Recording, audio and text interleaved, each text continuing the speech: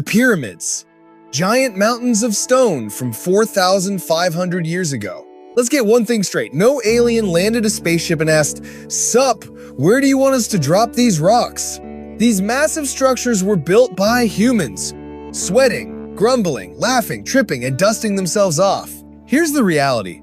The pyramid builders weren't slaves. They were a well-fed, highly organized mega construction crew.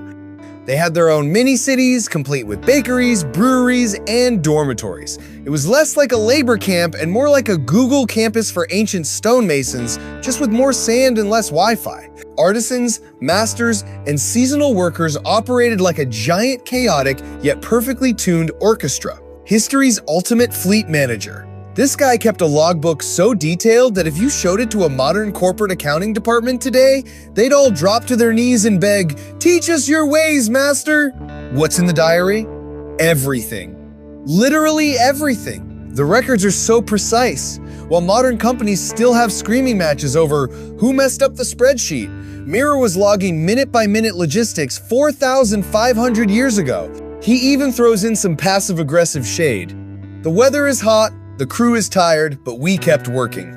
It reads exactly like a day in the life of a project manager vlog from 4,500 years ago. Thanks to these logs, we know exactly how high-quality limestone from Tura was shipped along the Nile canals to Giza. Power wasn't just in his bookkeeping, it was his ability to direct the crew, dispatch boats on time, and manage the flow of stone.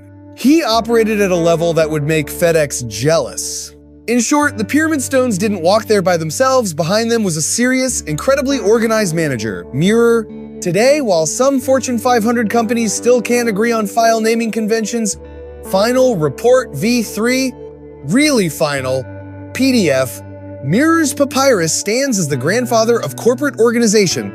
The outer casing was shiny Tura limestone, while the inner massive beams were granite from distant Aswan. This wasn't random, it was a conscious choice for durability, aesthetics, and symbolism. They used sleds to move the stones over the sand, but dry sand increases friction. The solution? Wet the sand. Just the right amount of water made the massive blocks glide much easier, a fact confirmed by modern physics experiments. As for lifting them, there are three main theories: a long straight ramp, an external spiral ramp, or an internal ramp system. Each model has its pros, but the jury is still out on which one they actually used. The only certainty? There was definitely a ramp involved. The Great Pyramid is aligned to true north with almost terrifying accuracy. The foundation is leveled with millimeter precision. This represents a perfect storm of geometry, astronomy, and insane observational skills. The bill. If we tried to build the same pyramid today, the cost would be around $5 billion. But how much of that is stone, how much is concrete, and how much is labor? Let's do a quick comparison. Give a modern worker a daily wage, let's say an average of $150. Assume you hire a crew of 20,000, 30,000 people, just like in the pyramid days. Daily payroll expense? You're looking at $3 to $4.5 million per day, just for salaries. Run that for a year? You blow past $1 billion, and that's before you even buy a single stone. If you were a modern pharaoh, every payday you'd be screaming, "Who emptied the treasury?"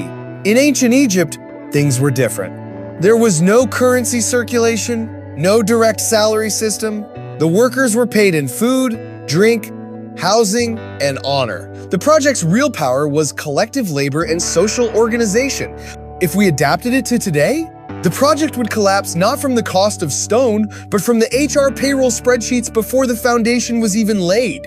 Tool marks, graffiti, worker tombs, campsites, everything points to the fact that the pyramids were built entirely by human hands. And about that graffiti, you know those guys today who spray paint Mike 2024 was here on random walls? Their ancestors were right there at Giza. The only difference is, their graffiti is now precious archaeological evidence. Ours is just a headache for the city council cleanup crew. As for the aliens, there's no need for them. The Egyptians were more than capable enough on their own. The pyramids aren't just a pile of stacked stones. They are a monument kneaded together with human imagination, mathematics, engineering, sweat, stubbornness, masters, and apprentices. From the worker camps to Mirror's obsessive diaries, from the physics of wetting sand to the stars aligning with the stones, everything screams the same message. When humans come together, they can pull off the impossible.